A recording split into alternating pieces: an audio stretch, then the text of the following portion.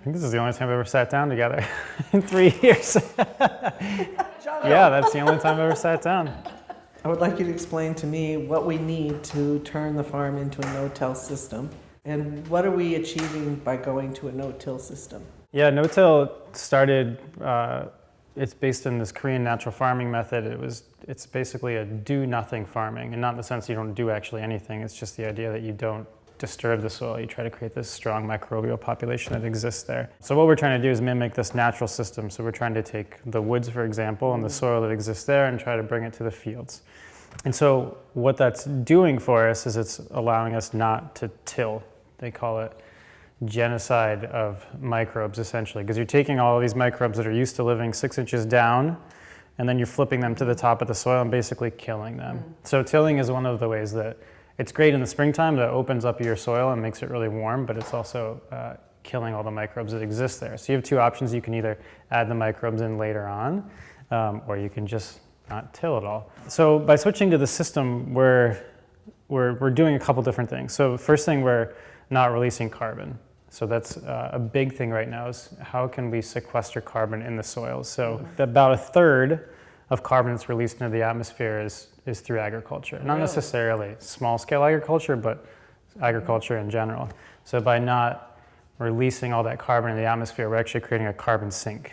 So carbon staying in the soil. And not only not releasing it in the air, carbon is an essential element in the soil and to plants. Definitely. Okay. So that building block is still there that's in the soil. So the other thing that's really great about the no-till system is that we're creating a really great soil structure. So as I dig down in the field, I can find worm castings, I can find little crevices, little holes, I can find mycorrhizal fungi, I can find white spores. All these things are happening, which probably is very similar to what we're finding out in the field.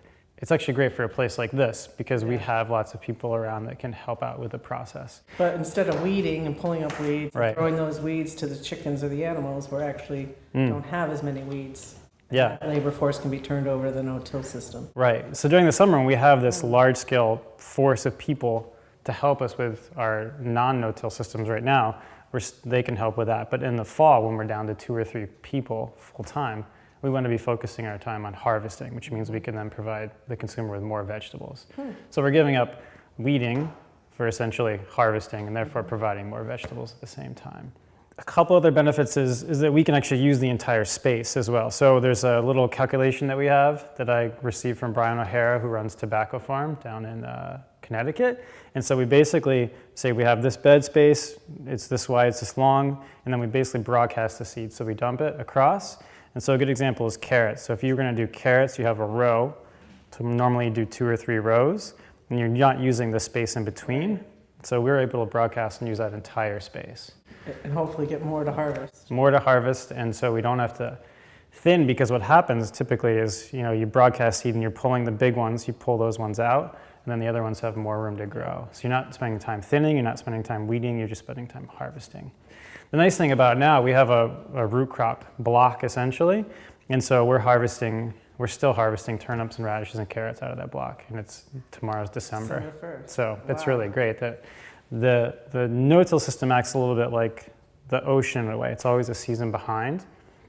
So it's a little bit slower to warm up in the springtime, but then it goes all the way. It slows down slower.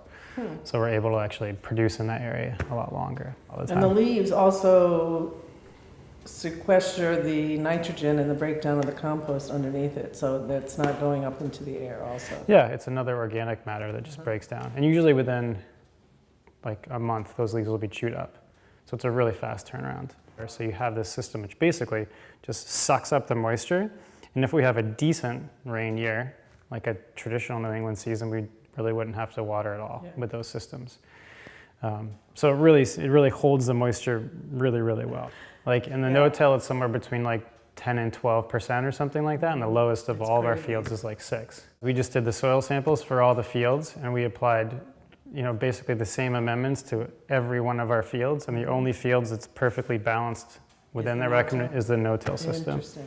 And I think it's mostly because just you're allowing the system you're giving it what the soil test recommends, and then those microbes are working it into a usable form for all the plants.